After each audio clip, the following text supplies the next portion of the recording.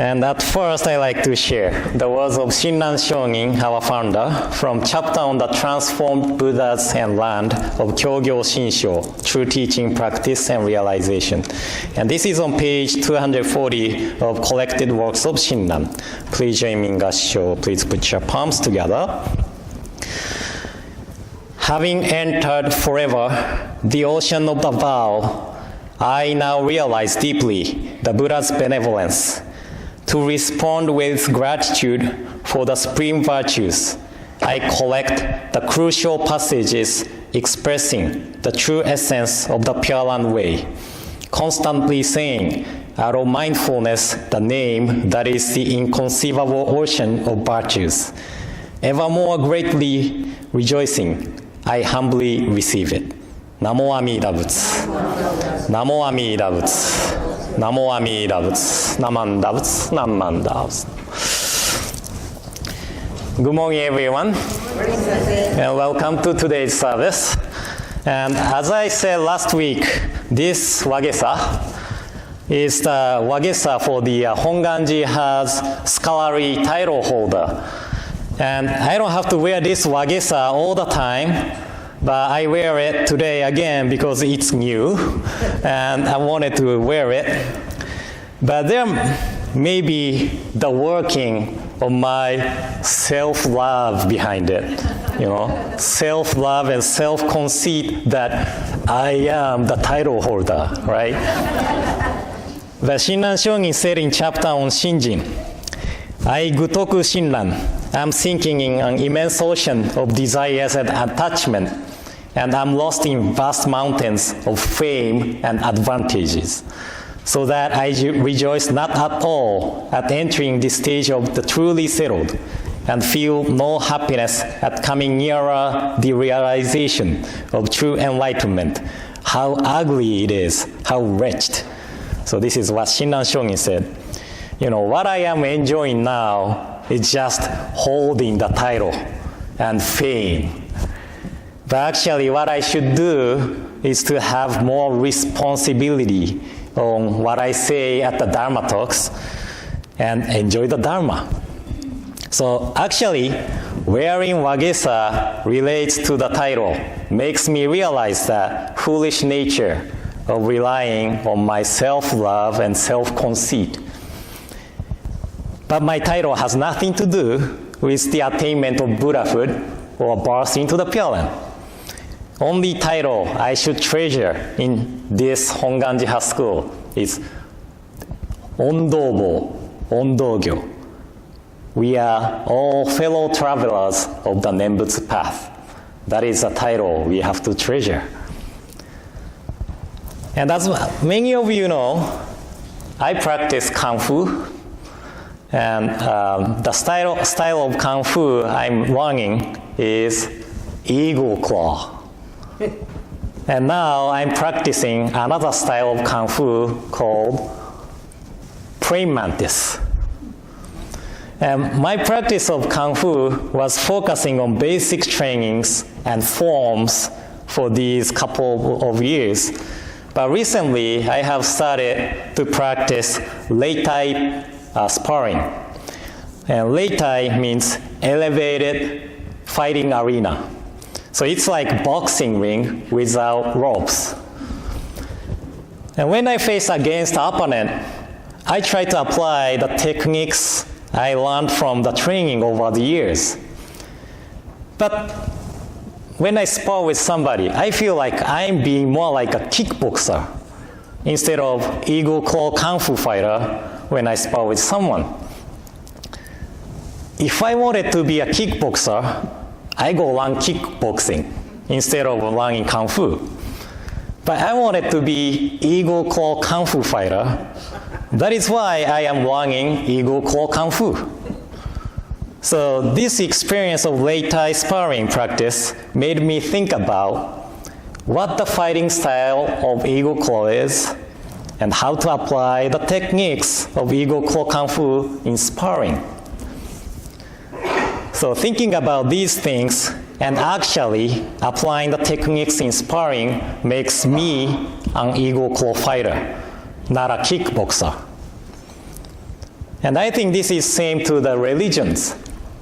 We come to the temple and learn about Buddhism because we want to be Buddhist. Well, we are Buddhist. And we want to learn how to apply the teachings into daily situations. We are able to live this life with ethics, rules, and regulations of the societies. But as Buddhists, how do we live this life?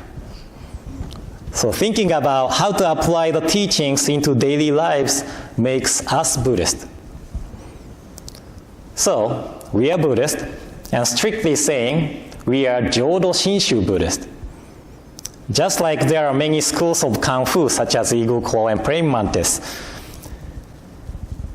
they all have different method or approach of fighting, right? The styles of Kung Fu, they have different method and approach.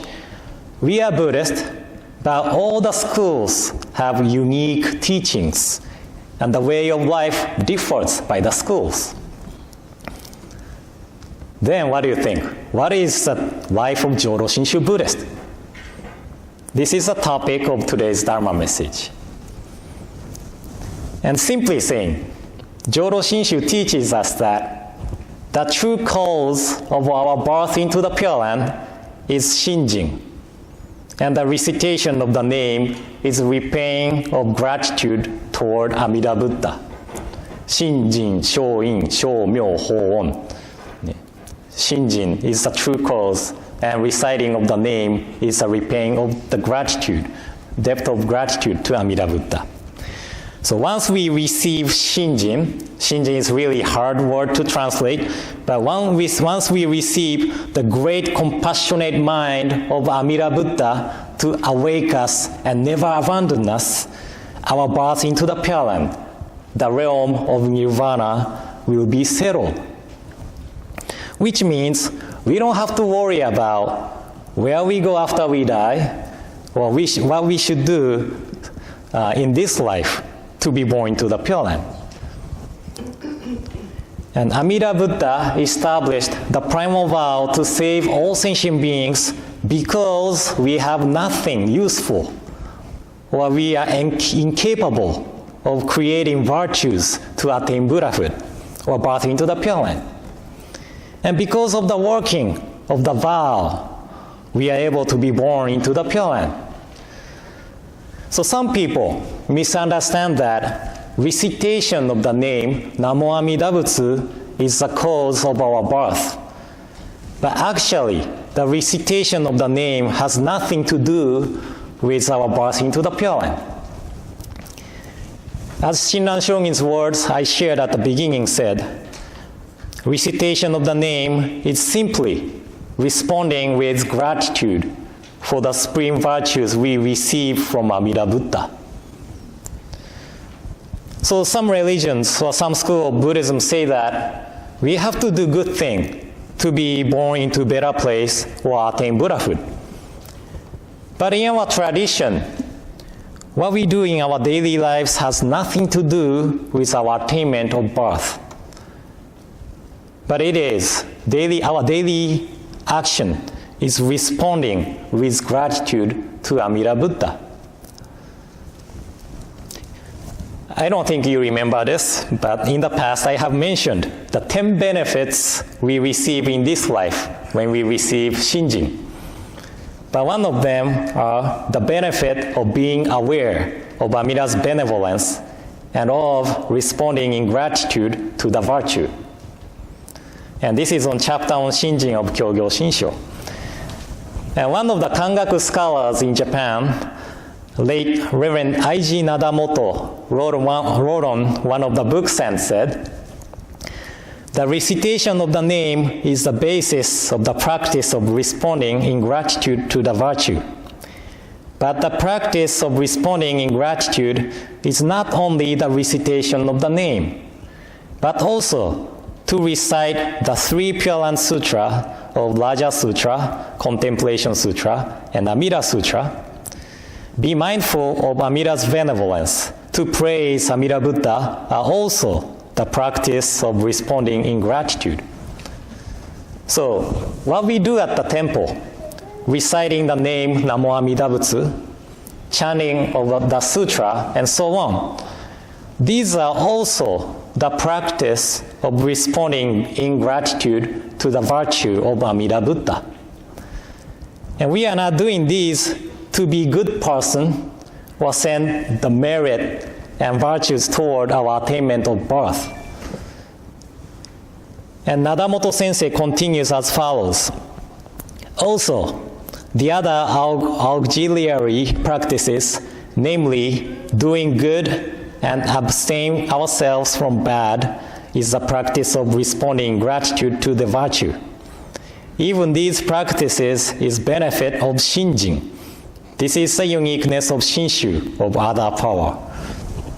So we do a good thing and abstain from bad thing, not because we are good people, but because of the benefit of Shinjin we receive. So this is really unique to Jodo Shinshu. And as I shared a couple of weeks ago, and actually I shared at the memorial service yesterday too, so some people hear this for 3 times, but it is like wearing glasses, right? Wearing glasses correct my eyesight, but it does not mean my original eyesight got better, right? I am ordinary being full of blind passions, such as 3 poisons of greed, anger, and stupidity, and 4 fundamental afflictions of ignorance of self, wrong view of self, self-conceit, and self-love. This nature does not change even if I live this life as Buddhist. But I cannot live without glasses. If I take my glasses out, I can see everybody's face. I don't know who's here and what, you know. If I drive a car without glasses, what happens? I will cause car accident involving the other people, right? This is really scary things to do. But this is what we are doing. You know, we often live without glasses, relying on our self-centered viewpoint and values. That's scary, isn't it? So, without glasses, to correct our self-centered viewpoint, we are to hurt somebody by our own actions. But now, Amida Buddha is becoming my glasses, and the teaching of Nembutsu is becoming break of my self-centeredness. Without it, I don't know what troubles I have caused because of my nature of self-centeredness and being full of blind passions. So, I am responding with gratitude to Amida Buddha by saying, Nembutsu, Nammanda, Nammanda. And this way of life is the benefit of Shinjin. So our lives will be different from before when we encountered the teaching. We were like living without glasses to correct self-centered viewpoint. But now we occasionally realize the foolishness of relying on self-centered viewpoint because of the working or the calling of Amida Buddha in Nembutsu. So we respond with gratitude, and to be mindful of the working of Amida Buddha is what I think as the life of Jodo Shinshu Buddhist. And today, all of you made effort to come to the temple, or maybe later open up the PC or application on smartphone to watch this Dharma talk on YouTube. That is because you are interested in how to apply the Jodo Shinshu teachings into your life. But all I can say is really simple thing. Don't forget to put your eyeglasses, right? And I'm glad if my talk was helpful to live these daily lives as Jodo Shinshu Buddhist. and I hope to see you again. Actually, next week I'll be in San Francisco, so I don't see you here at OBT. But next Monday, Labor Day, as Amy mentioned, Gomonshu-sama, the descendant of Shinran Shonin and our head priest of our tradition, is coming to visit Oregon Buddhist Temple around 2 p.m. So if you are interested, please come to visit our temple, and I hope to see you at the temple, okay? So thank you all for coming today. And in closing, please join me in Gassho. Please put your palms together. Having entered forever the ocean of the vow, I now realize deeply the Buddha's benevolence. To respond with gratitude for the supreme virtues, I collect the crucial passages expressing the true essence of the Pure Land Way, constantly saying out of mindfulness the name that is the inconceivable ocean of virtues. Ever more greatly rejoicing, I humbly receive it. Namo Amida Butsu. Namo Amida Butsu. Namo Amida Butsu. Nammanda. Nammanda. Nammanda.